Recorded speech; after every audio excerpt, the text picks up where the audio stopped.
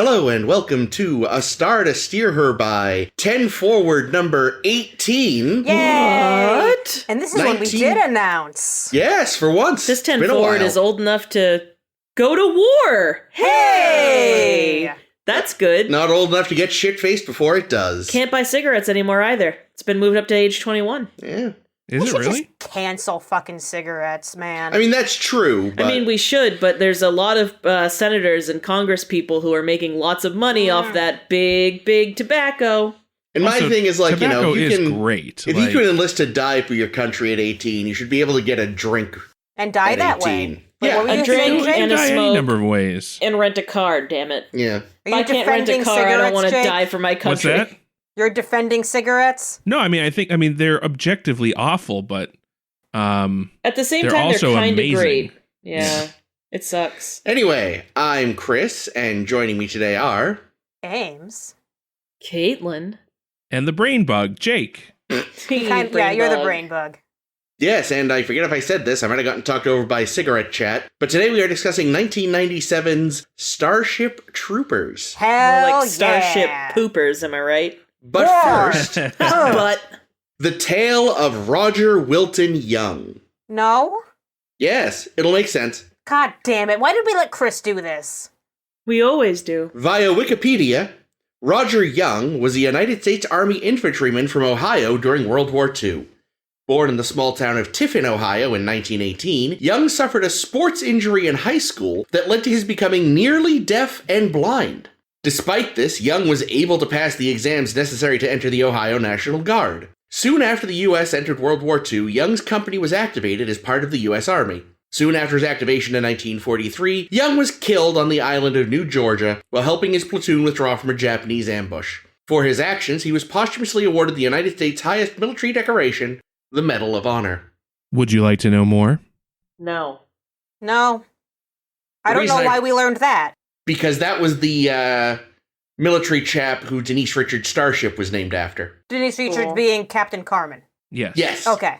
Well, no, because she wasn't captain of that ship. No, that's true. That ship was blown up. So She was the pilot of the Roger Young. I just want to clarify that we don't want to explain the film, but we do want to listen to that. Well, see, that ties into so many of the thematic elements of the film, I feel. I mean, God, we did not. God damn it. can we Fine. just- Can we have the summary of the fucking film?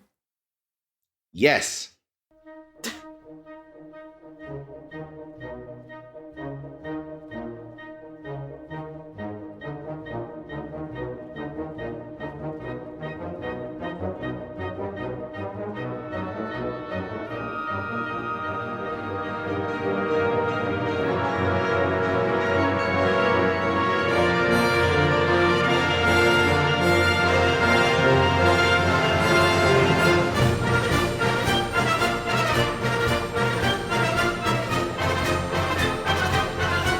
It's an unspecified point in the future. Do they give it a year? If they do, I missed it. I don't think Many they did, hundreds no. of years. Yeah, it's the future. And Earth is basically run by a military dictatorship. And the only way to be a proper citizen is to do federal service, which means join the military. We're at war with the bugs for kind of vague reasons that get less vague. Even though it sounds like we're already at war before then, it's weird, but intentionally, I think. And we follow a group of people, you know, high school friends, as they join up in their disparate stories. There's an infantryman who we follow for most of the film, Johnny Rico. There is a officer slash pilot candidate, Carmen. Cabanas. Thank you. And Doogie Howser. Yes, intelligence officer Doogie Howser. He's great. He's my favorite. Yeah, no, he's pretty good. You know, so it's all the war movie cliches. You know, we follow Rico through his Full Metal Jacket-esque training. Guy dies under his watch. Their home, you know, the home city of Buenos Aires is crushed by an asteroid. Rico gets more and more radicalized over time. The war with the bugs is revealed to be more and more shady. Lots of people die. Mm-hmm. It's kind of like what's happening in the DS9 right now. Yeah. And but with fewer eventually, bugs. eventually Doogie Howser goes full Spock and the Horta with a brain bug, but learns the wrong lesson from it. The glorious end. Yeah, and I think that, so just to put this out there, I love this movie. Oh, it's fucking amazing. This Isn't is it like fun? this is top 10 for sure. Top 10, top 10 what? 10. Top 10 what? Movies. Just Really? top 10 movies. Where period, yeah. where compared to Gladiator? It's between, it is between 1 and 9 levels below Gladiator. Okay. So yeah, this is my first time seeing this. Mine too. Neat. And it is definitely above Total Recall. Interesting. I'd Yeah, agree with I was that. going to ask if we wanted to rank the Verhoeven films, as this is another Paul Verhoeven. I think... I need time before I can decide firmly. Like, it's definitely better than Total Recall. I think RoboCop's probably still better than this, though. But they're close. I would agree with that. I think of the 3 Verhovens we've watched, this is definitely in the middle. But the thing is, RoboCop is a near perfect movie. Yeah. That is true. And It's I would say funny. that this is also close to being perfect. Yeah, it's funny because I have a lot of nostalgia tied into this movie because I saw it when it first came out in theaters. And, so this would have been late 1997, so I would have just turned 13. And I saw it with my father and my brother, who would have been, 12 at the time. And it's a movie Your father was 12? Holy shit. My brother... Did I say mother? No, you said my brother, my father, and my brother, who would have been 12. And in my head, I was like, they're both 12. You're an asshole. Yeah, so it's a movie that I remember seeing as a kid, so I have all this nostalgia kind of tied up with it. Jesus. But also it's a movie where there's a couple of boob scenes in the movie. And oh my god, so many boobs. Some very chompable bums. And I have a distinct memory of that being a movie where when those came up on the screen, my father did the patented cover your child's eyes with your hand. Yeah, but here's the thing though, like he did, like that's one of the things I love of this movie is that like, yeah, there's titties and butts and like that's the thing that people are pearl clutching about. But then there's like just like completely disemboweled, torn open bodies everywhere and brutal violence, and it's just like it's a Verhoeven. But that's fine. He really loved clearly how much prosthetics had advanced because these were some really just truly horrible fake cadavers he had. Oh, I thought you were going to say something about the titties. I was like, I think they're real. Yeah. And I appreciated that they weren't like porn level titties. They were natural titties. Yeah. Well, the thing is like the scenes where like there's only like 2 scenes where we see titties, right? There's one that is kind of overtly sexual because sex is going to happen. But the shower scene where everyone's just naked together, like, it's really not sexual. Like, especially considering now that we know a lot about, like, military and sexual assault in military, you wouldn't actually expect this to be able to happen without something awful and untoward happening. But, like, in the moment, it's just kind of matter of fact. It doesn't even feel, like, for that reason, it almost doesn't even feel, like, inappropriate or whatever. Well, for all of the weird, horrible things about this world, it seems that like gender equality has come a fair way from where it is. Definitely. Like the quarterback on the football team is a girl, know. I know, I was like, holy shit. Mixed sex football. Parisi Squares. Football. Yeah, like ultra violent football.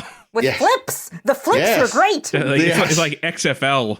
Yeah. What's actually funny, XFL. Gymnastics football. Yeah, I was going to say it's funny because it's like ultra violent, but then it's also got this beautiful artistic quality of like a gymnast back flipping over the other team. Well, I also imagine, because, the things we learn about this world, the world building in pretty much any Verhoeven movie is very ingrained in not like really explicit. So you just kind of like see things. So I start seeing like, in this world, I'm sure it's just natural that everybody is just fit and has all these natural abilities. Some of them have ESP and have to get the silver contact lenses, but there's almost certainly at least some amount of eugenics happening. Oh, maybe. Well, that was the one, like that's the other thing. So the first act of the movie where there are heroes are all high school students takes place in Buenos Aires, which is, and it's like they're all speaking English. They all look like, straight out of Central Casting.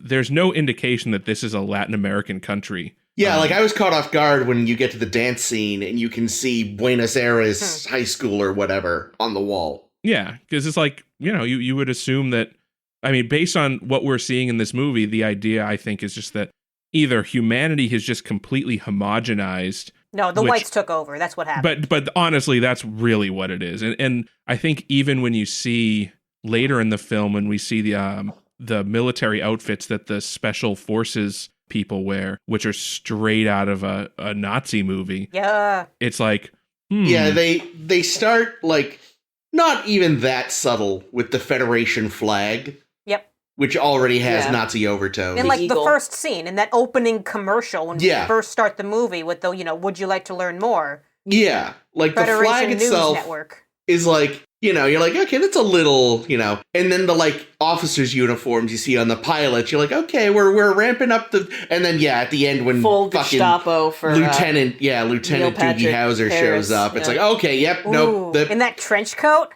He looks great in that trench coat. He does. Well, it's interesting, right? Because a lot of like Nazis and Nazi sympathizers did flee to South America, so you can almost wonder if that's part of what they're getting at. I mean, it could also just be totally unrelated, but I mean, I don't know, because the setting is from the book. Yeah. Oh, and I it's didn't also know there was implied strongly that it's a very wealthy community that they're living in.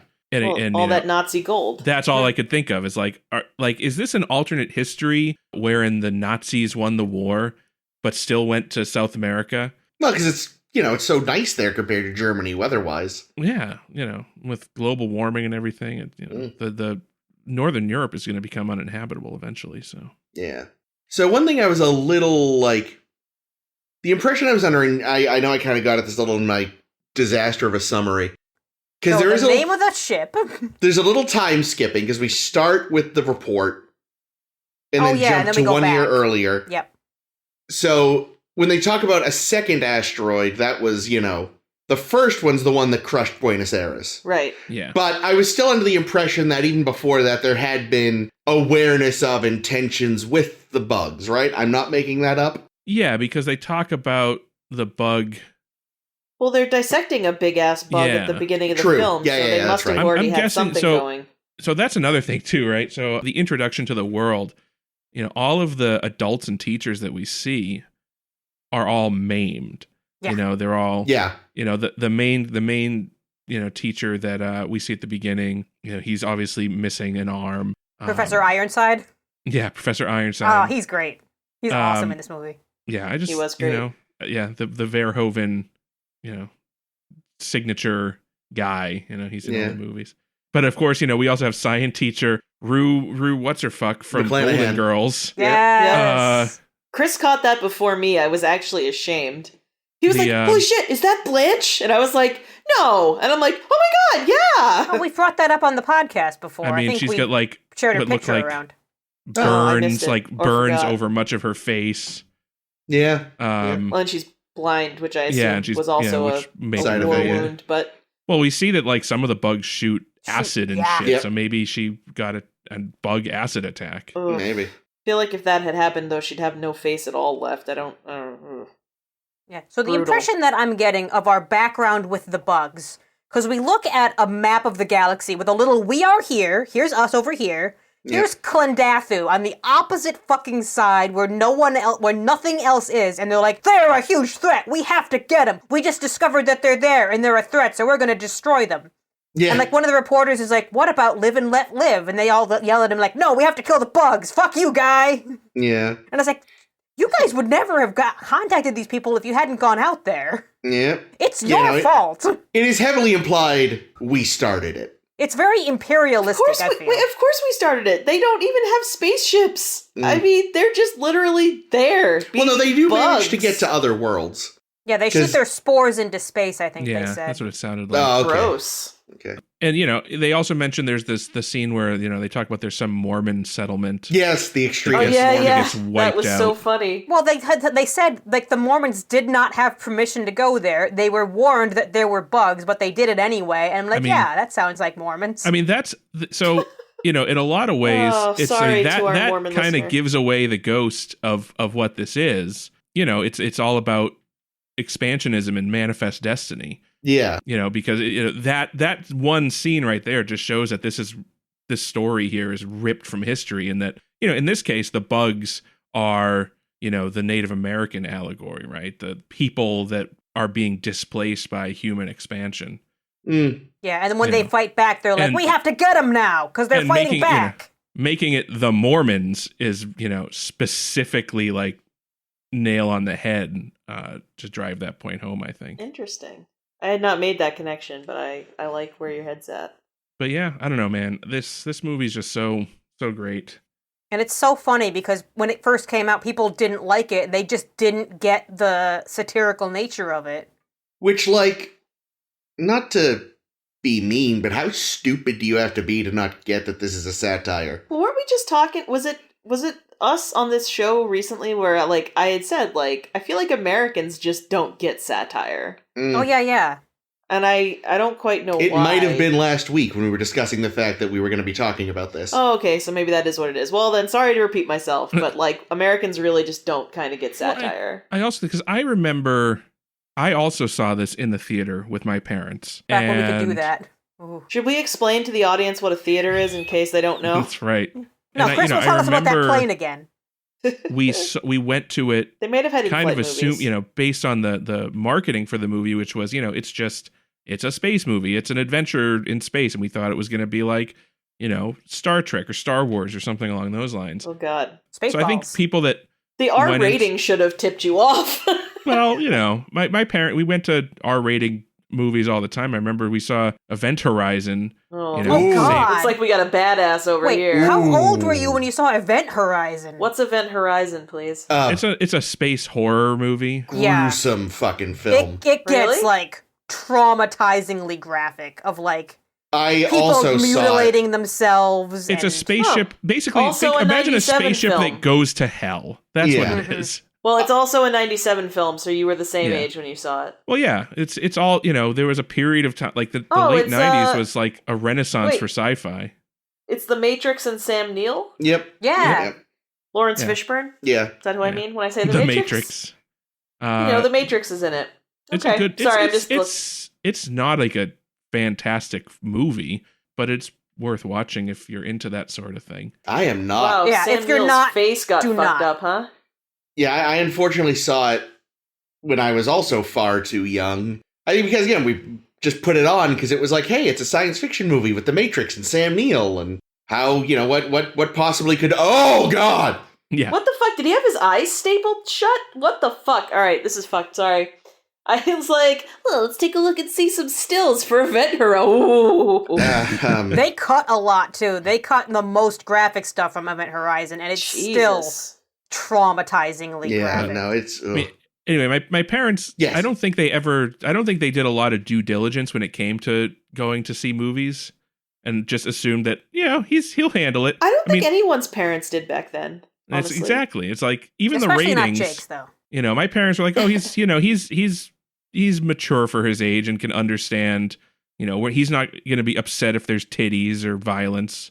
Well, nobody's upset by titties. But at the same time, they probably took me to a lot of movies. Well, I think I've told the story before when we watched RoboCop, how the one movie I wasn't allowed to watch as a kid was RoboCop. Why? Until, I don't know, when I was little, like under 10. Oh, okay. Yeah, that's fair. Because I had seen like Terminator. Well, then that knocks T2, out my theory that it's about the dick, because you see Schwarzenegger's dick in Terminator. And like T2 was basically a kid's movie and marketed as such. It really was, which is fucked up. How does that keep happening, where like adult films get fucking sequels for children? But RoboCop, for perhaps obvious reasons, was like the one that my mother was like, no, he can't watch RoboCop. And then she took like a night course or something, and my dad's like, all right, we're going to Blockbuster. Yes. Typical Jake's dad. Time to see RoboCop. But, like, the other thing, too... Son, today you are a man. Now, I get the marketing issue, because, like, definitely, I've seen a lot of movies where it's like, all right, whatever asshole was chosen to do the trailer has not seen the film. I mean, one of my favorite examples is, the original trailer for The Princess Bride, no indication it's a comedy. Oh, no. Whatsoever. Oh, no, that's a mistake. The trailer plays it dead straight fantasy romance. All the supporting characters are comedians. Yeah, I think they either don't show them or find the few scenes where they're not cracking wise. Oh my. Like, I think maybe it includes have fun storming the castle, but aside from that, you'd have no fucking clue. But, like, you'd think people going in would have noticed who directed this and maybe, just maybe, put 2 and 2 together. Well, they probably didn't know, get like, that people RoboCop. really... Sorry, go ahead, Jay. Oh, you know, I don't know that, like, unless you're a film aficionado, like, I feel like the internet has changed how people approach film. True. Like, Yeah. I don't think I would have known unless I was like a film nerd, really, who Paul Verhoeven was, and you know, and I don't even know if I would have thought, oh, it's the same guy as RoboCop. You know, I don't know. Yeah. Unless the and, ad like, said from the director of RoboCop, Right. who weren't necessarily. Yeah, and And let's even not then, forget, RoboCop was also, you know, marketed as just an, you know, Yeah, run of the mill action film. people didn't Yeah, get that yeah. one either for the satire. They're all like, True. yeah, this looks right. This is a cop movie that just happens to be about robots. I actually got tricked into seeing Monkey Bone by What was that? It was What a is that? terrible Was that late Brendan 90s. Fraser? Huh? Oh, Was it yeah. Brendan Fraser? Yeah, it was Brendan Fraser and a stop motion monkey. Oh no! But the thing is, they billed it as from the director of The Nightmare Before Christmas. Little me didn't know that even though he had created The Nightmare Before Christmas, Tim Burton didn't direct it. Some other asshole did. And they totally Oops. played on that sort of confusion to trick people to seeing this horrible movie. My favorite is from the production company that Yeah. brought you Yeah. movie Yeah. that you liked, movie that you won't. Yeah. From Warner Brothers, the people who brought you a lot of things you liked, but also a lot of garbage. A movie. Who worked on it? We're not saying. Some Yeah, people. there was a period after The Matrix came out that, like, anything that looked even remotely Matrix-like, I was going to go see, because the Matrix of all movies just totally blew my mind. And there was a lot of crap, and I think that the film companies really tried to make money off of, like, let's make our trailer kind of make it look like The Matrix. You know, maybe we'll just throw some bullet time in there, and Yeah. you know, people will show up. One, If we throw one of the actors that was in The Matrix in this, people will think it's The Matrix 2. one thing I will never forgive is that the trailer for Insurrection used footage from the battle at the opening of First Contact Oh no. to make it why? look like there was going to be another big fun space battle and not a stupid space battle. I bet you, no. though, although it was certainly not the right thing to do, it was probably because the effect shots weren't done yet, and they're like, shit, we need to include Maybe, images yeah. from the battle, but we Yeah. don't have any. God, such a bad movie. We need to remind people that there is still some Star Trek in here. Speaking of effects, though, the effects from this really stand up. Yeah, they Hold hold up. up. Yeah. I figure there They was did a probably good a lot job. of models. Yeah, the ships look pretty good, but then at the same time, it's got that weird, I don't know, it's got like that weird cheap looking sets for some reason. I feel like a lot of the spaceship sets look particularly like campy, like Well, it's campy very funny because sci-fi. I almost feel like they kind of embrace the propaganda aspect of it. Of Yeah. this is how their world is. Their world is, I think we've said before, it's like rah rah rah, kill the bugs. So everything looks a little bit material. Everything looks kind of fake. Yeah. Yeah. Yeah, I don't know. It looks like the types of sets I would expect to see on a 90s television sci-fi show like B5 or something like that. It's a little better than that. But I mean, it is. But at the same time, like the I don't know. It just, I think they were going for a style, and I think it worked. But I can imagine going to see this movie when you have movies with scenic design, like, you know, The Matrix, you know, the things that look lived in and real, you know, or, you know, Event Horizon even, right? And then you get to this where the set design is decidedly, you know, polished sci-fi, gray, you know, but not at all lived in or Well, I think realistic. I remember hearing once upon a time a fan theory about this, that in universe, this is a movie as well. It's just like a propaganda film. Yeah, that you would go and see at the theaters in not Buenos Aires because it's been blowed up. Yeah, or just that, like, even if it's like, I could imagine that because, you know, the John Rico character, I mean, he looks like your action hero. Yeah. You know, he's got like that chiseled physique and face, and Denise Richards, same deal, you know, there's something for everyone. Yep. Well, it's funny, we were talking about the, Caitlin brought up the, obviously not teenager actors as high schoolers. And I was like, well, it's one of three things. Either one, Verhoeven didn't give a fuck.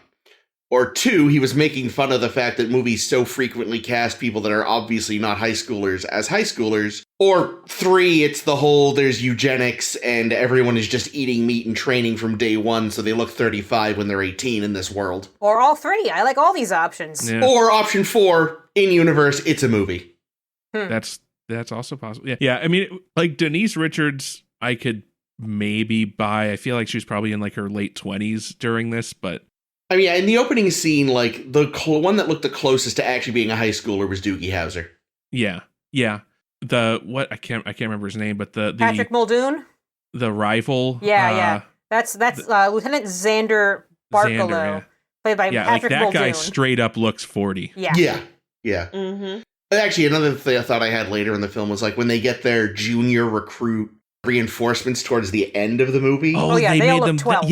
I love that so much. So that like just makes them look even younger. The fact that our like supposedly 20-year-old hero is 30.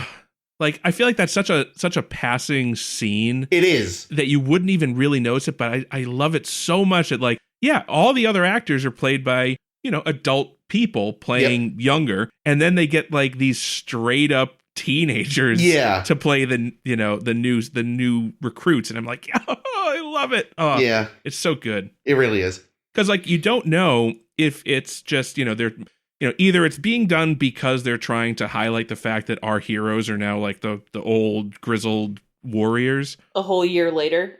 Yeah. Or like, we're the ones in charge now. Us. Isn't that funny? Right. Or, you know, it's in universe that so many people have been offed by the bugs that, well, now we're scraping the bottom of the barrel and having to lower the recruitment ages. Yeah, they're enlisting actual 14-year-olds because they're out of grown men and women. Yep. And either one of those is wonderful for the movie. Yeah. And that first landing, 100,000 dead in a day. In an hour. Yeah, hour. Even more. Yeah, I think they showed a screen later that showed like the death toll in the 300,000s. Well, that was casualties. That was death. Oh yeah, that would have also included injuries and missing. Yeah, and considering how I'm sure missing is just dead. Oh yeah, for certain. Yeah, you got it. Why was Rico dead, killed in action, but he's actually alive? I think it was just to fuck with the audience. I think Well, I think they also, you know, they show him. Like, they show the bug eating him, like, about to eat him. Nom, nom, nom. And I'm guessing off-screen what you don't see is somebody who it's kind of implied later is Ironsides. Yeah. Shot the bug at the last second and, you know, drags Rico to safety. Yeah. There were and it's also, I think, that they wanted Carmen to think he was dead. Oh, yeah, definitely. Because later on when she learns he's alive, it's like, oh, fuck, I should have stopped fucking Xander then. Rats. Yeah, but the thing is, like, as awful as all these people are, and you know, they are awful, but is it really their fault because the world that they live in is just such horseshit? Yeah, they've ingrained these beliefs in them that this is what the world is. We're doing what's right. We're the heroes. We're the good guys. Yeah. And you know, like the world has said, like, service guarantees citizenship. Only citizens can vote. If you're a citizen, it's more likely that you'll be able to have offspring because you have to go and get permission, which, you know, I'm for that one. That one sounds like a good world. Well, except you know that's probably, in the context of this world, that is probably like a eugenics license. It's like, it's not just I want to have babies. It's I want to have babies, but now I got to go and like find out whose sperm I'm going to have to use to make sure that it's an optimal offspring. Yeah. Man. But like, how do you stop people from just getting pregnant?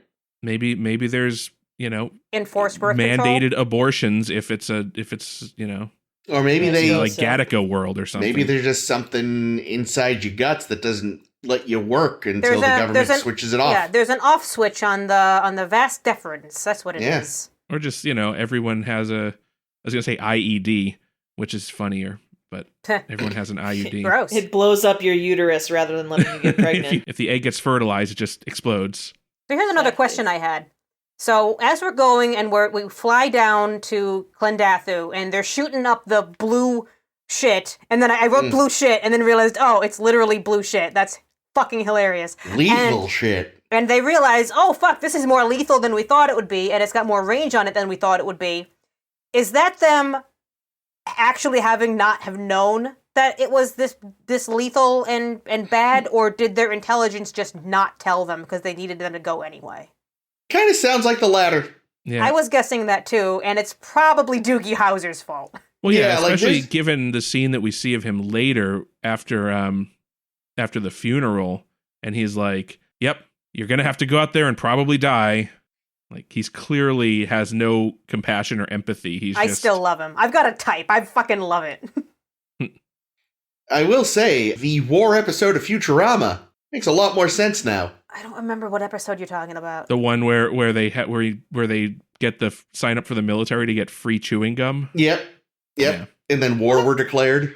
Yeah. I do not remember this. Oh yeah. The head of Henry Kissinger and Nixon bring them off to war against the ball people. Yeah, it's basically a parody. Balls. It's a parody of this movie, which is a satire, which is wonderful. That's good. Yeah, it's a good episode. I gotta rewatch Futurama. It is, however, a less gender equal society thanks entirely to Zap Brannigan. Oh, right. Is that the one where Leela has to pretend to be a man to get in the army? Okay. It's been a while. Because women aren't allowed in the army because they distract Zap. Fucking Zap. Who sends wave after wave of his own men at the enemy. He's great. He is. But really, though, why are we sending ground troops when we have spaceships and nukes? They're deep underground. There's only so many you can bomb. They gotta come up eventually. Or just entirely sterilize the planet. No, but then you can't have the General planet. Order 24. Yeah. Then you can't what? Why do they want the planet? It doesn't even look like a useful planet. There might be minerals. It's dilithium. We all need dilithium. It's always dilithium. We don't know what their ships run on, but they do have warp drives. Maybe they run on that bug shit. Maybe. Ooh, there we go. Ooh. The bug shit is where they milk the shit out of them. Yeah. That's the dirty secret. They want to catch some of the big ones to drain their bottoms of Starship fuel. Ugh. Now you get slurm, too. We're just turning into a Futurama podcast now. That's fine. Wasn't that always the plan eventually? Yeah, probably. In retirement, when we're all like 50, we'll be like, all right, Futurama time. Yeah. Star Trek is over. I am already in my pajamas. You are in your pajamas. True. I love, Chris, that you mentioned earlier how Doogie Howser does a Spock Horta thing, and I actually wonder if when they were making this movie, if they were actually conscious of that episode and trying to do that, because it's basically a duplicate of that scene, except with the exact opposite result. Pain. There it's like, oh, okay, we have to have compassion for this creature and help it out, and it'll be a symbiotic relationship. Yeah. Whereas this one, he does it, and he's like, it's afraid, and everyone cheers, and it's like, yes, we've made them frightened. Granted, they've been frightened this whole time, so it's not a very good trade-off. I don't think the bugs even know they're at war. The bugs are just confused because they're like, why do you keep coming to our planet and fucking killing us? Yeah. Oh, the scene with the little kids stomping the cockroaches. Oh, God. And then the mother is like, yeah! But everything like those little details, those little propaganda having moments a narrator basically for the film. Normally that would totally take you out of a movie, but in this one it just totally works. Yeah. Sensor bars, even the sensor bars, you're like, yes, I want to know what's under there. Weird speculum thing into the brain bug's mouth at the end. It's like, ugh. Oh, when the other bug is eating the cow. Yeah. Oh, I missed that. That was the first sensor bar. Okay, I missed the first sensor bar. Yeah, they pushed the cow into the room with the arachnid and censored. Classic. Oh dear. Went the way of the goat in Jurassic Park. I think, Actually, there was a cow in Jurassic Park too, come to think of it. Where did the cow go? Raptor cage. No, I think that's Well, a I know lie. goats go to hell and sheep go to heaven. I'm not sure where cows go. Purgatory. Sad Raptor face. cage. Yeah, that's... So hell? I'm going to write down hell. Another bit of the less subtle commentary, where they're talking how it shouldn't be legal to use a school as a recruiting station. Chris goes, yeah, right? Or something. You said something like that. Well, because I don't know about at the state level with schools, but I know at the national level, universities can lose their federal funding if they don't allow ROTC to function there. I didn't know that. Well, some high schools have JROTCs too. Yeah. Yeah, I remember, my high school had, I think they had JROTC, but it was never really pushed. But then again, it was trade school, and I think a lot of kids ended up doing military anyway, but... Yeah, but I think also... Not officer training. I think states can theoretically withhold funding from high schools if they don't allow recruiters on campus or something like that. I don't know how anybody ever even found Junior ROTC. Like, maybe it was just because I was like, and I don't mean to be like an asshole, but is it because I was doing well in classes? Like, no one ever bothered to mention ROTC to me? Like, Ooh. not that I would have done it, obviously, but like, I never fucking even heard of it until someone came to class, you know, in like a uniform or whatever. And it's like, I don't know, because, like, I mean, before I switched to a better school, I went to an exam school, so in theoretically, like, a very much, like, academics-focused high school, and they had a very robust JROTC program. I don't know. I knew a guy who got sucked into it and, like, just was indoctrinated so fast. It was startling. I don't know, I think it depends, really. It's probably got more to do with the administration at the school, like, how they, like, if they're friendly towards it, they might do more to promote it. Yeah.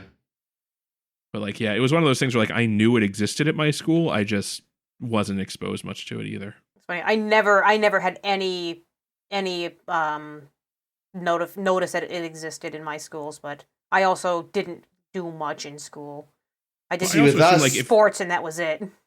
If you're the kind of kid that would join ROTC, you'd probably find it somehow. Well, and for us, I know, like, Wednesday was ROTC dress-up day. What the fuck? Wednesday was the day they were required to come in uniform. Oh, that kind of dress-up. I thought it would be like, I'm a princess today. Yeah, no, that would be great. Damn it! I always joked That'd be a great day. Because, of course, obviously, I was friends with the theater kids, and we used to joke about having our own dress-up day to sort of counter it. But was it every week they had to do this? every Wednesday they would have to come in uniform. Who is the they in this? The students who are... The ROTC students. Okay. And I don't know if they had drills or something that day or what, but yeah, you see, you'd suddenly have a bunch of people in fatigues and shit walking around the hallway. It was weird. Yeah. So in Starship Troopers, it just seems like everyone's motives to join up, to do literally anything that they do, is to get laid. Like, Dizzy is a fucking stalker. Yeah. Like, she follows Johnny to war so she can bang him. Yeah. Well, it works. Yeah, and of course Johnny followed Denise Richards to war. Exactly, yeah. Yeah. Though not to get banged, because apparently they already did that. Ginger didn't follow anyone, but he did clearly fall in love with Johnny. Ginger. His, like, toothy buddy. The Busey child. Oh, yeah, Jake Busey. Oh, Jake Busey was hilarious in this movie. Yeah. Him he's creeping one of those around. actors doesn't have a lot of notable credits, but when he shows up in something, you're just like, oh, there he is. There's my guy. Creeping around with a violin. I love it. He was a wild character. What I loved was, the first time you see him with a violin, and you're like, oh god, what's he gonna be, a fiddler? But no, he's playing like some fucking classical piece. It's this weird world we live in that kind of embraces, yes, we're better than everyone, but also we're going to send you off to die. Like, he does later play Dixieland, but, they don't start with What? I would like to point out that, obviously there's comparisons to be made with Star Trek. Later in the film, when they're on the planet and they open up the big chest of recreational activities. One of the things in there is a green plastic violin. I knew you were going to get a future space violin. I'd like to point out that actually kind of makes sense because, wood is a perishable material. It can burn. It can be easily damaged. So if you wanted to make a strong violin, you might make it out of acrylic plastic versus a fucking cymbal, which would always be made out of brass. Yeah. Yep.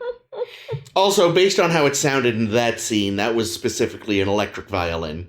Yeah. Space violin. Anywho. Yeah. Speaking of Nemesis, everyone recognized our good friend Dizzy Flores, right? No. She was that Romulan chick that wanted to help, that ended up helping the Federation, but barely did anything in the movie. Holy shit. Nice. Good for her. And we'll see the drill sergeant / later private in Enterprise. Mm-hmm. In Shawshank Redemption. Yep. Yeah. I absolutely adore that he went and took a demotion so he could fight. Yep. That is hilarious. Yeah. Yeah, and that he is the one that captured the brain bug too, which is, great for him. Yeah. It made me happy for him, and I was like, but I shouldn't be because you're at war. Yeah. It's just, that's the whole thing too. You can tell how fucked up the society is like, they have this whole propaganda that the bugs are just a mindless horde. Except obviously they aren't. Like, there has to be, even if individuals aren't intelligent, there has to be an intelligence because they are obviously working tactically in some regards. Yeah, and they're throwing rocks through space that can hit a target, light years away. You know what I wouldn't doubt if they did that themselves just to spark war? We were talking about that. I don't even think they could have thrown the thing. I think there was probably just normal space junk happening. Like, I feel like the whole idea of the bugs launching rocks at them is bullshit. Yeah, I could see that, but then unless they're so it's also far away, like how would you do it? Unless it's total bullshit, because they also say that there was a second rock that they shot out of the sky later. Yeah, but I could actually see that, or like if it's just a random asteroid landing. Yeah, and we have someone to blame it on, which is what we want to do anyway. Yeah, like it just happened to come from the arachnid quarantine zone, but they didn't necessarily send it. Well, it's like you said, it's clear across the galaxy. Like, how would you even do that? Yeah, you can't even do that easily within a solar system. Or Doogie Howser, and yes, company, beat it. They set it Could up. Be. Buenos Aires was an inside job. Son of a bitch. I'm glad you said it because I was about to make a 9/11 reference of some kind, so I'm glad you could do it and not me. I like this theory, though. It is really kind of like sad how shit we have always been as a country, though, because this feels so much like a post 9/11 commentary, and it's 1997. Oh yeah, that's true. So what's really interesting, and I have not read it, but as we mentioned earlier, this is based on a novel. Yeah, which was also very much not a satire. Right, which is the thing, right? Like, it was the novel it's based on, from what I've heard of it, was very much, exactly what it looks like on the tin, a pro-imperialist America, rah, rah, rah. War story. Yeah, no, Heinlein was very much war stories in space, like unquestioning war stories, non-satirical, just like, I want to do war stories, but for some reason I'm putting them in space, because why not? What's the book it's based on? Starship Troopers. Oh, okay. I have a great quote. I have a great quote from Paul Verhoeven, because the writer of the screenplay, Edward Neumeier, who also did RoboCop, was working on the screenplay for this. And Verhoeven tries to read the novel, and the quote is, "I stopped after 2 chapters because it was so boring. It is really quite a bad book. I asked Ed Neumeier to tell me the story because I just couldn't read the thing. It's a very right-wing book." Yeah. Heinlein is one of those rare sort of like very right-wing science fiction authors. Because there's always been like an inherently slightly kind of, even in the early days, there was always a bit of a leftist bent. Heinlein was a big exception. Yeah, well, that's an interesting thing. It's like, how do you reconcile science fiction and right wing? Like, I've heard, like, there's right wing Star Trek fans. Yeah, I still don't understand it, and I just don't get it. It's like the only way I figure you can be a right wing Star Trek fan is if you only watch TOS. And kind of miss the point of the left-wing episodes. Mm-hmm. Yeah. And you only watch DS9 and miss the commentary. And say the only way you could be a right-wing Star Trek fan is if you're a Herbert. Or you've watched the Mirror Universe episodes, only the Mirror Universe episodes, and go, this seems fine. Yeah, I'm for this universe. But yeah, so like it's interesting. I remember, reading at one point about how when this movie was coming out and being announced, people were really confused because they knew who Verhoeven was and, his politics and his history in the industry. And we're like, well, why would Verhoeven choose to direct this movie that's based on this really weird right-wing propaganda? Do you want another quote? I got another good quote. Do it. Hell yeah, we want a quote. So Michael Ironside was being interviewed, I want to say by Letterman, but I didn't write down by whom.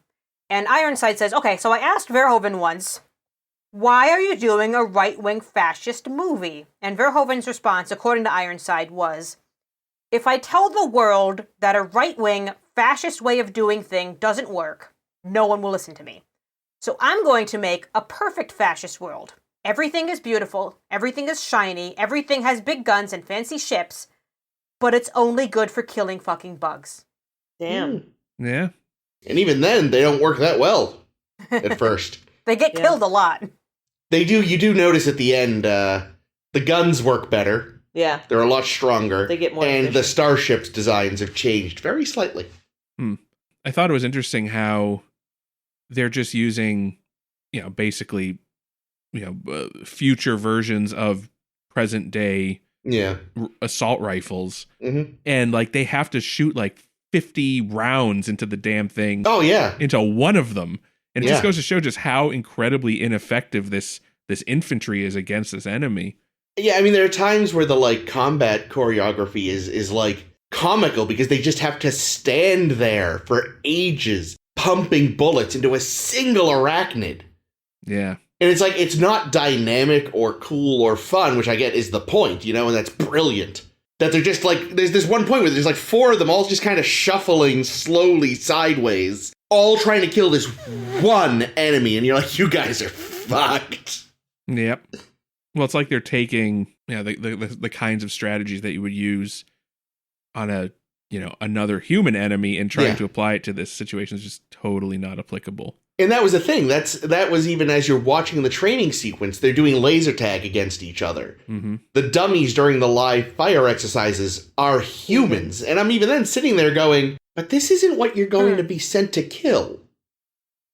Yep. Like, is this gonna matter? Yeah, we see Carl at one point, whom I love, as I've mentioned, doing a little demonstration saying, if you shoot their legs off, they're still fine. They will still kill the fuck out of you. Still 80% effective. Yeah. Yeah. Go for the brainstem or whatever, which is a lot harder to hit. Which doesn't even tell you where it is. Like, how do you find the brainstem on a bug? Where the eyeball is. I can remember watching, I don't know, some documentary about, I think it was soldiers in World War II, and like how the military had, I don't remember anything about what it was. I just remember the sentiment, but it was basically the military gave them this thing. It was like, okay, this is the right way to use this. You got to set this up, and this up. And people, it was just so complicated to do that none of the soldiers ended up doing it. And they just ended up using it the wrong way. And like some, military engineer was like, why do people keep using this the wrong way? And they actually went to the, to a camp or the front lines and saw, I was like, oh, it's because we designed this thing so poorly. We didn't design it for humans to use. And it's sort of the same thing with Doogie Howser. It's like, oh, yeah. In a fucking combat situation where there's absolute pandemonium and you're being attacked by thousands of bugs and, people are screaming and run around, and it's dark. Yeah, you're going to stand there and line up your shot to hit the brainstem. Yeah, where which is like, based on where he fires, it's like somewhere towards the middle, where it's really easy for the bug to put down its like big ass carapace head and block. Yeah. Like Ames, you remember that scene? You look kind of confused. No. From First Contact? First Contact. Okay. Yeah, where Picard goes all Tommy gun on the Borg kid. Got it. It's like, it's better this way. And Lily's like, okay, asshole. That's right. I'm thinking the series, not the movies. Oh, yeah, sorry. Yeah, no, First Contact. God damn them. God damn them for having movies. But he meant it. He took it later. Yeah. Yeah. Because he just lost his legs. He could have been, yeah. We saw that other guy survive losing his legs. Yeah. Oh, man, that scene in the recruitment center where it's like, yeah, I'm going to be military intelligence. I'm going to be a pilot. And he's like, yeah, I'm going to be infantry. He's like, an infantryman, just like me. And maybe the man I am today. And he shakes him with the robot hand. And then he pulls back and he's got no legs. It's like, ooh. Oh, boy. Here we go. So what did you guys think of Carmen? Because I have some notes on her. I mean, Denise Richards is very pretty. She is a better actor in this than she is in the only other movie I've seen her in. What was that? Was this a Bond movie or something, wasn't it? Yeah, The World Is Not Enough, which unfortunately is otherwise a really good Bond movie, but she's in like a brilliant scientist in that movie. She's a nuclear physicist Yeah. who runs around in a Lara Croft outfit. Yeah. Ooh. Sorry, what names? No, she does not have the nuclear physicist look. No, But and it's a again, Bond movie. They never do. Or she doesn't. Like She doesn't Honey have the nuclear physicist acting technique. like, as there were definitely some stiff moments in this, but compared to The World Is Not Enough, she was excellent because I went in with really low expectations for her based on that movie, which actually might have also been 97. No, that was 99.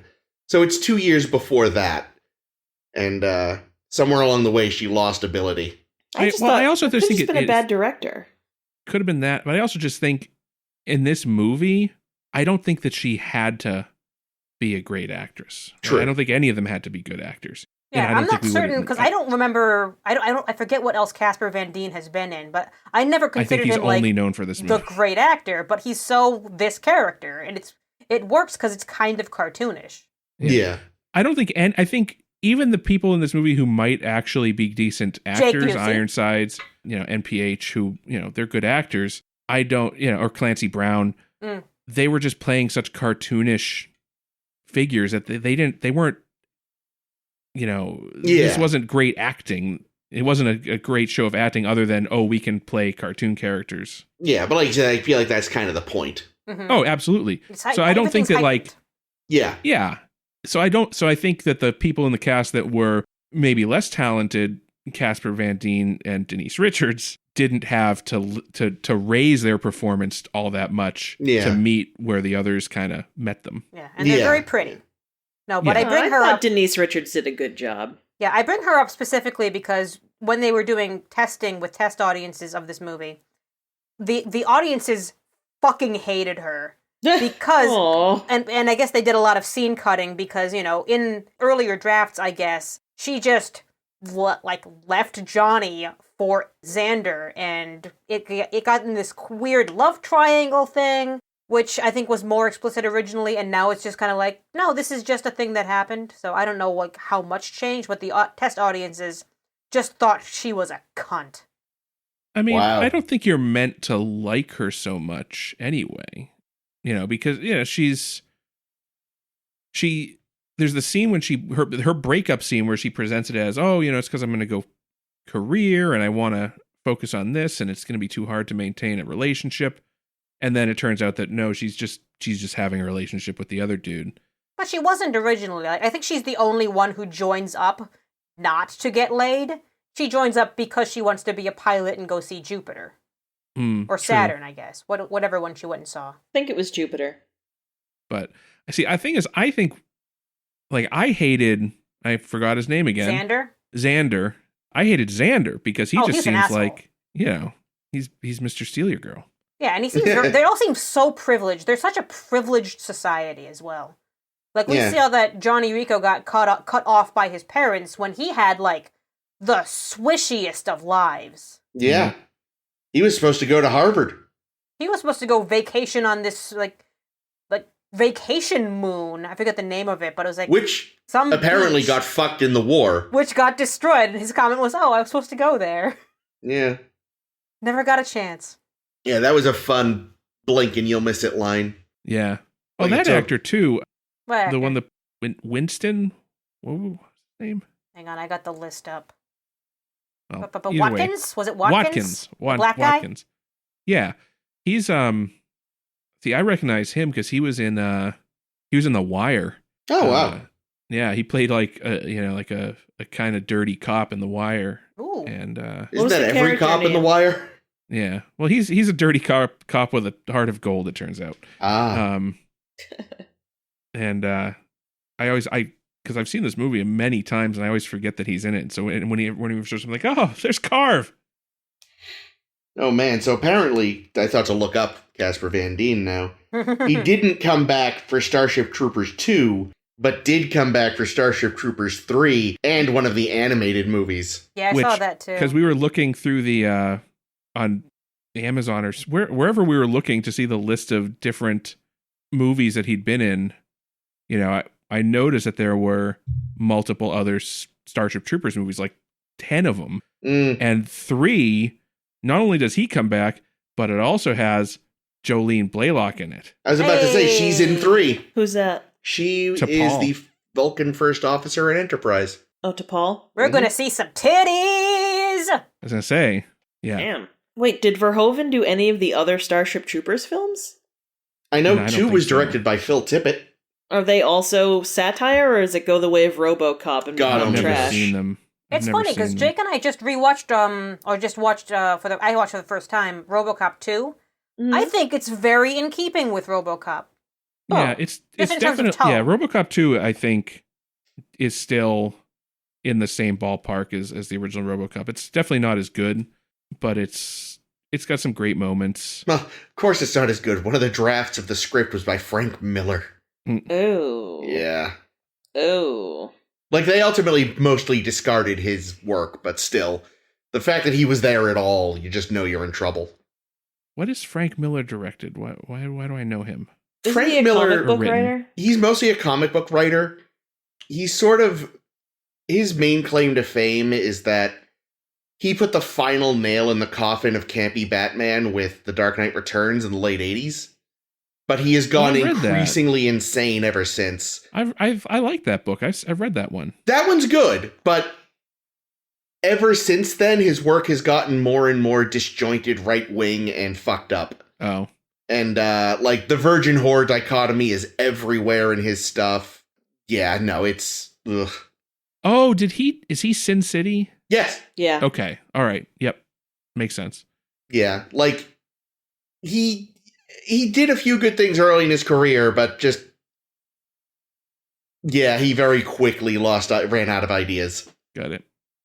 But yeah, To he answer your did a question, pass. Caitlin, no, Verhoeven hasn't directed any of the sequel movies for any of these franchises. Yeah, and without Thank you, having Ace. seen them, I'm willing to bet that they missed the point. I think I've seen Starship Troopers 2 just because it was on TV once.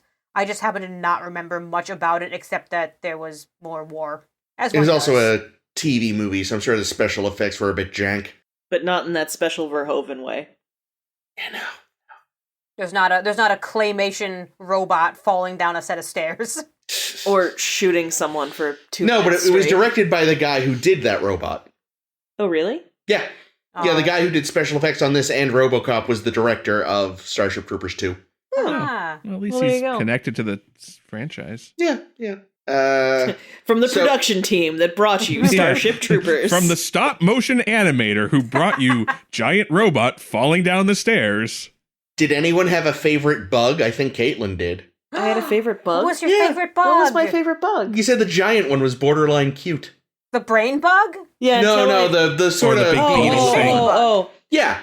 I was like, what are you talking about? It had a vagina for a mouth. It had 2 vaginas No, the for mouths. giant one. Yeah, no, the big one bordered on cute. That's true. With the big green eyes. Yeah. And Yeah. it could shit It was all right. blue fire. The one that they cut into and threw a grenade in. And I was like, well, then later someone just chucked it into its open mouth. Yeah, and that was even cute, the way it caught it. It was like, yeah, I got it. Then it was like, oh, my head's gone. It felt like a doggo until it was not, and then it was very sad. Oh, so here's a question. Wait, you just asked a question. Yeah, to answer your first Nobody question, else has said if they have favorite bugs. Don't move on to the next question yet. Oh, yeah, sorry. My favorite bugs are the flying ones, because they're pretty and green. And they can decapitate motherfuckers. They do that a lot. Yeah. I said that. It's like, oh, man, we're getting later in the game because they're introducing new variants. Your boss level has updated. Yep. Who's your favorite bug, Jake? Jake hates all bugs. I don't know. I like them all. No, I'm not a fan of bugs in general. So none of them looked cute to me. I kind of liked the science class ones. Oh yeah. But those were dead. No, but they show up later, and apparently their main job is to carry around the brain bug because it doesn't have its own legs. Oh, is that what they did? I missed that. Yeah, if you look close, brilliant. It's not walking on its own. It's got a lot of those little bugs, kind of like, son of a bitch, you're fat.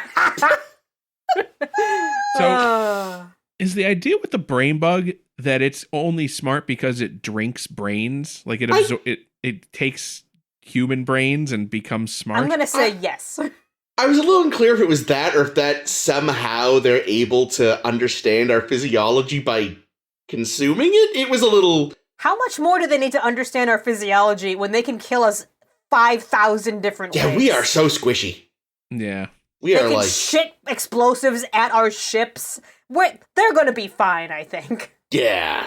But the thing is like, I don't even feel like they were that actively shitting at the ships. I think they were just shitting. I think that's just how they shit. Honestly, I don't really feel like they're in it until they're on, like, until literally the infantry is on top of them, and then they're like, oh, fuck. Yeah, well, see, I don't know. That swarm of the arachnids at one point just kind of fucking about, and then all of a sudden a bombing raid comes in. Like, they're just chilling. Two of them kind of snipe at each other a little. It's hard to tell if it was playful or like they were actually mad at each other because they don't have faces. Well, I guess they don't have something you recognize as a face. So clearly carpet bombing is the way to get rid of them. But I think the objective was to catch the brain bug from the start. Oh, yeah, no, Dookie basically admitted that. Like, there was because there really is no reason to send the infantry down when you could just carpet bomb them. Yeah, no, he straight up admits they needed the infantry to go there to kind of, like, determine if there was a brain bug there. Yeah. And now they're pretty sure there is, so... Because how else do you justify wearing that trench coat wherever you go? It's true. Because it's hot. I was saying, oh, God. Because they probably actually filmed in a Southern California desert. I can't imagine how bad he was schwitzing in that thing. I want to say Wyoming. Oh, yeah, you're right. The special thanks at the end did say something about Wyoming. Wyoming was nice and cool. I didn't know Wyoming had deserts. Yeah, maybe it was a quarry. A sand quarry? Well, a rock quarry with the rocks cleared away is pretty sandy. Maybe it's where they keep sand for salt in the streets when it snows. Cool. No, really. I mean, we have giant piles of sand here for when it snows. True. Did we circle back around to whatever your next question was, Chris? Oh, I had a next question, but as we sat here, I realized there's actually an answer in the film, and I'm wrong. Oh, no, what was it? What was the question? I was going to say, do you think anyone actually knows how to read in this world? Because, like, yeah, there's some text on the news reel. Would you like to know such. more? Yeah. Desire to know more intensifies. But I actually kind of wonder, like, does anyone know more than some of the basic words? Because, like, all communication is video and audio. They discuss the fact that, like, the social scientist ruined the old world. They send notes to each other via little drawings. Yep. Like, there's very little text. Like, at one point they hand over their orders, which presumably were written. We know Johnny had to sign his resignation. So, I mean, there is writing, but it does feel like, there's not a lot of reading in this society. If you don't know how to sign your name, you can write an X. Maybe. Yeah, because for entertainment, I also imagine they just all go watch the Parisi Squares game. Well, and, they tune into the executions.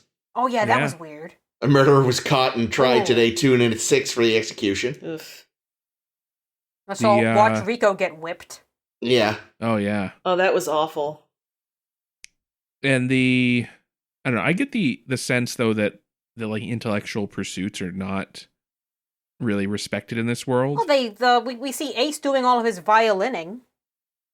Well, yeah, but like the fact that you have to like military service and being a badass is valued more in this society than being smart. Carmen says something that's interesting when they're talking about, you know, how bad the bugs are and how cool we are. And Carmen says, yeah, but we've created like art and literature and rah rah rah and all these things that are beautiful.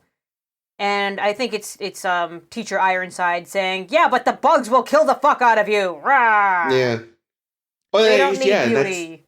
That's the thing, like, how much they value it. Like, why is Busey at war instead of in an orchestra somewhere? Well. You know, and, like, the only classes we see are history, which is really just propaganda class, biology, where you rip apart bugs, and math, which is valued because it's how you get into the pilot corps. On the other hand, it isn't that valued because if you score 35, you can still go to Harvard. Yeah. Well, that's because his family's rich. Oh, right. Exactly. Right. My bad. Yeah, you're right. Sorry. Take that, Harvard. Yeah, if they can blow me. They do mention, though, that in the shower scene when they're talking about, why they joined up, one of the guys says it was because he can't afford Harvard. Yeah. And this is one way for him to go there. And to his credit, again, not the best actor, Casper Van Dien looks a little guilty in that moment. Yeah. Oh, why? He does kind of make a face like, oh.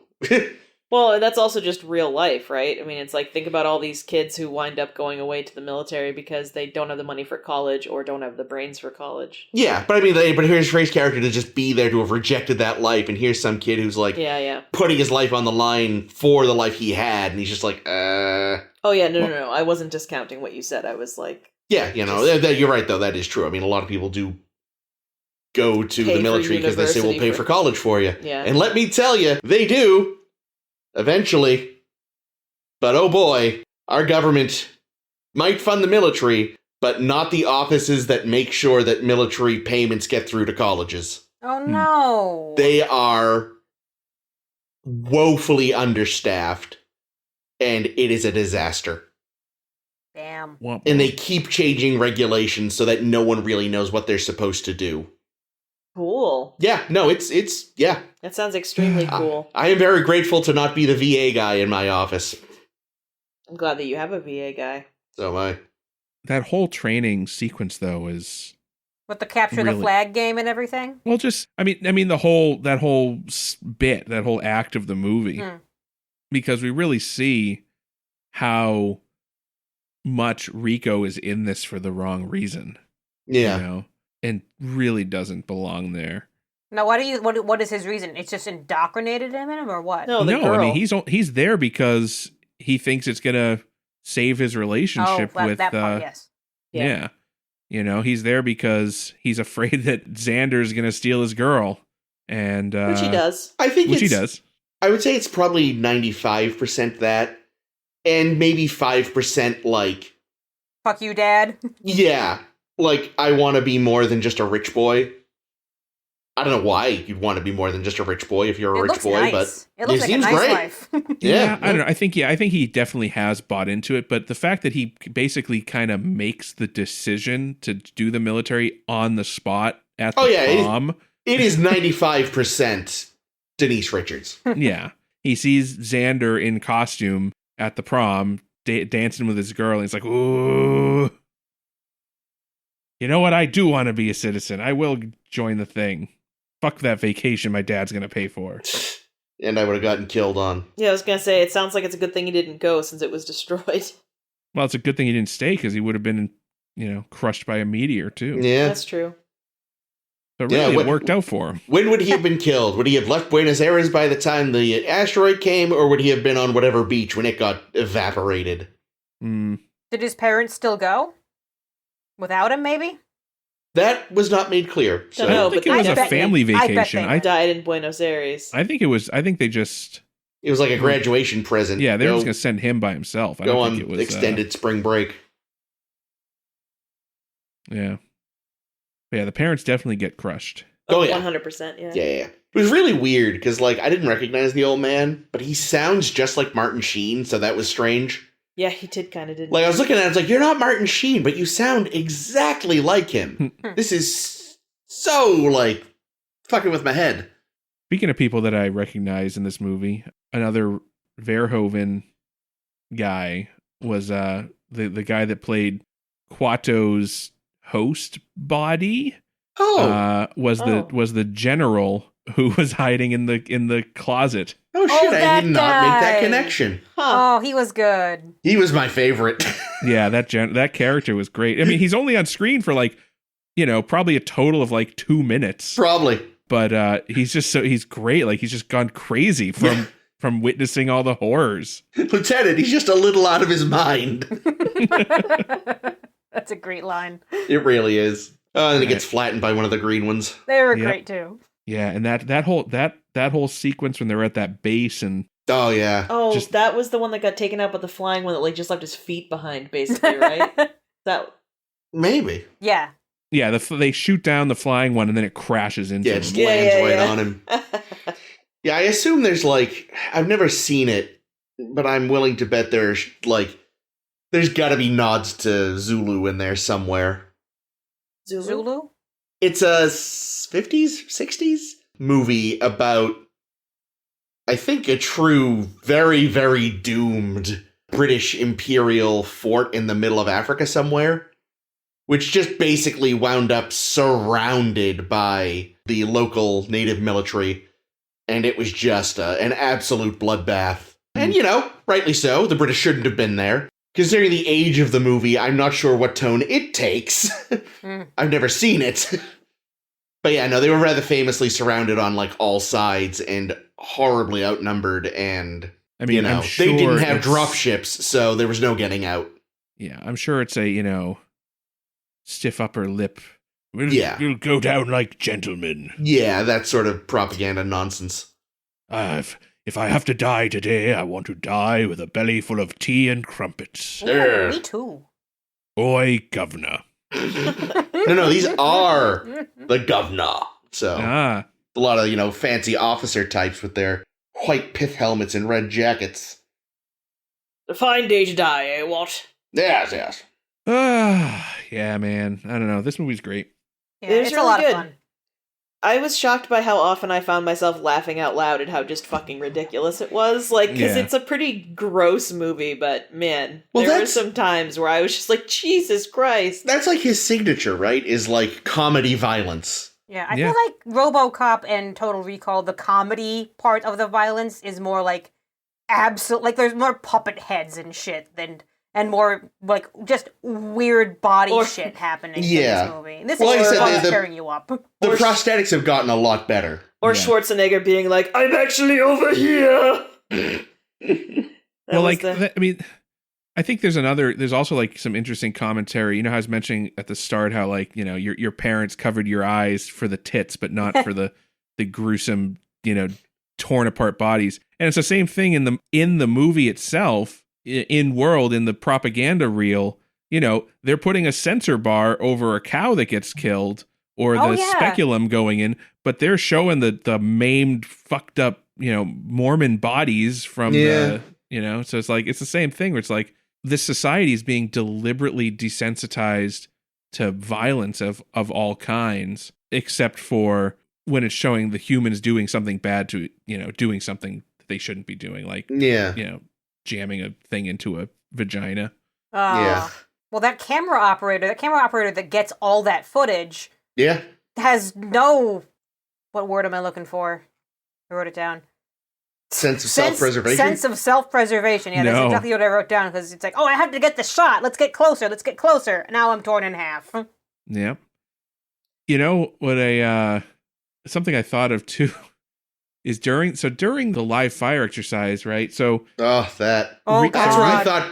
I had thought that's where Busey was going to buy it. I thought something was going to go wrong during the live fire exercise. Yeah, I'm actually glad he makes it to the end. Yeah, me too. He's fine. Because you expect that he's going to be the sidekick that gets killed off. At Absolutely. Some point. Yeah, no, like when he makes it and Diz doesn't, you're like, oh, okay, that was unexpected. Well played, movie. She gets a memorial, and none of the other dead get a memorial. Well, she was one of the only ones they actually brought back the corpse of. Well, she was still alive when they brought her back, to be fair. Not for long, big, though. big elaborate burial in space for her, but everybody else is just rotting on the planet. Well, plus she's the only one that, like, did the squad leader or whatever the hell he was. Yeah, that's the only reason why. Yeah, but the live fire exercise. Yeah. So the whole idea there is that Rico, the guy that gets shot has his helmet keeps falling down into his face, so Rico's going to try to fix it. And then, for whatever reason, when the dummies shoot you, you get electrocuted. Yep. So the poor girl that gets shocked falls down and then shoots like 40 rounds into the guy's head. Yep. And all I'm thinking is, would it have mattered if he had the helmet on? Yeah, that's what I thought too. Like, it's like, oh, why did you remove his helmet? It's like, bro, he took a bunch of fire to the face. Well, there was somebody, when Dizzy was firing at a thing, someone ran right in front of her, and she yells like, "Don't run in front of me, I have fucking live ammo." That's the guy who gets killed. Yeah, he's an idiot. Well, right, because he turns and he's like, oh yeah, because I'm a big dumb fuck, and then gets his face shot off. Well, no, he said that was the thing. He was like, he literally said, like... That's a little later. Yeah, first, this is what leads off the whole thing. She almost gets shot. It's like, what are you doing? He's like, I can't see, my fucking helmet's in my eye. It's right before he dies, he says he's a big dumb idiot. Oh, well, he still said it. He did, yes, but not right then. Okay, fair enough. And then, as he's lying there with his head blown open, Rico's like, medic! Yes. That was very, very RoboCop when they were calling for a paramedic. Yeah. Well, it's what, he'd seen his staff sergeant do every time someone got hurt. Every time the staff sergeant injured somebody. Brutally maimed someone. Which he's shown doing multiple times. Is that the same guy whose hand he broke? It is, right? He's the guy who's like, I can take you, guy. And he's like, yeah, right. The galoot guy. Yeah, who got his arm, like, broken at a right angle. Oh, that was so bad. It was bad. But he stabbed Jake Busey in the hand. Yep. Oh, God. He kneeled on. Stomped on what's-her-face's Dizzy's neck. Yep. But she gave him a run for his money, unlike she did, yeah. Goofus. True. Goofus. Which is why he just choked her out instead of breaking her arm. Yeah, right. He was going easy on her. He had respect for her. When freaking Carmen gets a bug pincher all the way through her body, and then the very next scene she's operating a gun, I got very angry because that should not be any way humanly possible. Yeah, she was just like, oh, I'm fine now. I said the same thing. I was like, how is she just walking around? Chris is like, well, she just got stabbed through the arm. I was like, okay, fine. But she's also using a two-handed gun. Yeah, no, that doesn't make sense, but her walking, it does. Yeah. That's all. Yeah. Also, God, what about, I actually, before I saw this movie, I saw ages ago a short video about how this society has the world's most inefficient and horrible escape pod system. They were like, there is no way there are enough escape pods for everyone anyway. And most of them blew up in the dock. Yeah, because they're on this idiot rail system. Yeah. The regular Titanic situation. Ugh. Oh, the poor captain gets split in two by a door. Oh, God, that was... So, Chris told me that there was a dog, and I didn't see the dog. Oh, the dog. Oh, God, I'm glad you thankfully missed... Yes, me too, because it was a bad puppet of a dog. Yeah, it wasn't a real dog. Still would have been upsetting. No, but of course it wasn't a real dog. The gore was pretty well done. Like, I went, oh, and Kate went, what? I want to see. It's like, no, you don't. It was a dog. You don't want this. I was like, no, you're right, I don't. But I think aside from that, the which would have definitely made me very upset, the captain getting bisected, cut in half, whatever, was the worst part for me. I was just like, yeah. You were half waiting for Denise Richards to try to pull her out. Oh, yeah. I was like, don't do it. Don't pull her out. It's not going to be good. Jesus Christ. Well, because we'd already got Ironsides, like, being pulled out, and I halfway expected him to just have, like, not even stumps, but just, like... dangly bit of spine and some... intestines some flapping fucking out. intestine. Yeah, exactly. So, yeah, I was just waiting. I was waiting for it, and thankfully I didn't get it, but I was like... Ugh. No surprising for a Verhoeven movie. They didn't do it. One more notable actor sighting was Dean Norris. Oh, yeah! He's fun. As the leader of the training camp. He was vaguely familiar. Who's that? He's been in a bunch of stuff. He's probably most Under the Dome. notable for being he's in Under the Dome, but no, he's most notable for being in Breaking Bad. So Breaking Bad. Who is he in Under the Dome? I think he's like the mayor / leader, kind of shady dude.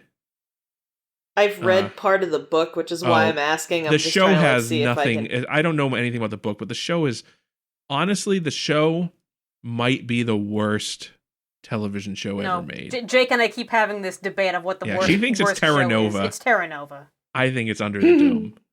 Oh yeah, which one was Revolution is there like, I want to fight you for it. No, they want to, but they have some decent acting in Revolution. However, okay, so Terra Nova, we've brought up many a time because Jake and I both hate it with a passion. I remember, I just can't remember what it's about. They go back in time to dinosaur times. Well, they find a portal. Like, so it's the future, and the air on Earth is so bad that you can't go outside without wearing a mask. Dun, dun, dun. Anyway, you can't go outside without wearing a mask. So, and also there's population control, and one family has a second child, which is a big no-no. So the dad, for whatever reason, gets punished. His punishment is to go through the portal back to dinosaur time or something. And he brings his whole family, and he goes. Yeah, they bring the fam there, and it's really bad. And then it becomes incredibly convoluted. Have I mentioned before that this just sounds like the Land of the Lost? You might. Yeah, except that they're living in like a society. Like there's a colony of humans that live in dinosaur times. Oh, and when someone's like, wait a minute, couldn't being here like fuck up the future? And the explanation for that is, well, no, when we first found the portal, we threw a probe through it and then looked for the probe in the present. And because we didn't find the probe... It's like pulling a Data's head in Time Zero. Yeah. So they think this is not actually their own past, but like a different place? I mean, it's implied that maybe it's an alternate universe or another planet. Oh, well, who cares about fucking up the future in a alternate universe? I mean, but it only lasted one season, and they never really resolved that. Dean Norris was also in Total Recall. That's right. He was Tony, who was like one of he was like the henchmen. He was like the bartender type of guy. Yeah. Well, he was the guy that had like the vagina face. Yeah. I'm sorry. Vagina face guy. Vagina face? He was in the bar. He was one of the leaders of the Martian. Oh yeah. So rebellion. This is somebody else. Never mind. And he had like a vagina for a face. I'm looking at it right now. He did have a vagina face. Let me see his vagina face. Do do do do do. Vagina face. Do do do do. Yeah, I guess vagina that's face. Do do do do do do do do do do. Nice. Bunch of fucking weirdos. Anyway. Nice try. You're not Sam the Eagle. Ames maybe gets to be Sam the Eagle. I was not excluding myself. I'm absolutely one of the biggest weirdos here. I'm probably, what's his name, Scooter? Is there a Scooter? There's a Scooter. Or is he Skeeter? Scooter. Skeeter's the sister that only exists in the animated. Muppet Babies. Yeah, Scooter's sort of, he's the stage manager / General organized one. General organizer, sort of producer. Well, I thought Kermit technically is the producer. Because he often goes to Kermit to ask him about... We're talking about the Muppets. The Muppets. Yeah, sorry, it depends upon what thing you're in. It depends on what's needed. And the original Muppet Show, Kermit's sort of the host, MC, producer, but Scooter's the stage manager. Yeah. In later things, he has more sort of a producer / stage manager role. Anyway, it's neither here nor there. Cut that because we're running really long. got into the Muppets, so shame. I was never into the Muppets. Like, it just wasn't part of my upbringing. So I don't know. Either. But Chris definitely is a Muppet. Was brought up with that too. But they're on Disney Plus, so if you have Disney Plus and you want to catch up on it, you can. I'm thinking of getting Disney Plus because I haven't seen the latest couple of Pixar movies, and I'm always a big fan of Pixar. Yeah, it's good. They also, they've got all the Simpsons, and they've got... Caitlin's finally seen almost all the absolutely necessary episodes. Oh yeah, we just saw Mr. Sparkle. We did, and our next one is Homer's Enemy. Oh, old Fishbulb. Yep. Which might be the last truly necessary one. Like, we'll watch more than that, but I feel like that's the last one you absolutely have to see. Oh, Chris, I've told you, we're watching it all. No, Watch it all. We're watching all of it. If we can watch the animated series. Well, True. yeah, but at least that had the decency to only be like 23 episodes total instead of 31 years. Speaking of, what are we watching next week? Hey. Good Oh, segue. golly. Well, next week we'll be back to our regularly scheduled programming and talking about some more Deep Space Nine. Woo! We'll be watching You Are Cordially Invited and Resurrection, not to be confused with Insurrection. Or Erection. Or Erection. I was just gonna, God damn it. Good job, Ames. She beat me to my own dick joke. If you like what you heard and you'd like to hear more, that's Tough Titty. We're all out of Verhoeven films. Well, I mean, I guess we're not, but this is probably... These are like the I don't see us trilogy. doing Basic Instinct. These are the 3 most necessary Verhoeven films. God, Yes. So much sex and So if you're looking for a Verhoeven films podcast, this ain't it. But you can check out, we have also talked about Total Recall and RoboCop previously, and you can find those episodes and all of our Star Trek episodes and some of our other, all of our other 10 forwards on SoundCloud, Stitcher, Spotify, Google Podcasts, and Apple Podcasts. You can also find us on Facebook by searching for a star to steer her by. We're SSHB Podcast on Twitter and Tumblr, or you can visit our website, sshbpodcast.com. Yeah. So I have been Caitlin. I have been Jake. This has been Chris. And this is Always Ames. Would you like to know more? Ooh. Nice. Yes. But also no.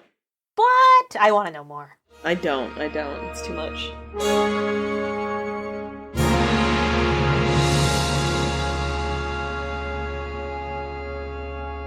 I do feel bad for that brain bug. Oh. I mean, a little Yeah. bit. It was pretty fuggo, but, like, it's sad. Yeah, he's just going to be abused Oh, yeah, so by much. Doogie Howser. But by and Neil Patrick company. Harris, that's probably okay. Well, if I have to be abused, I too would prefer that it was by NPH, yeah.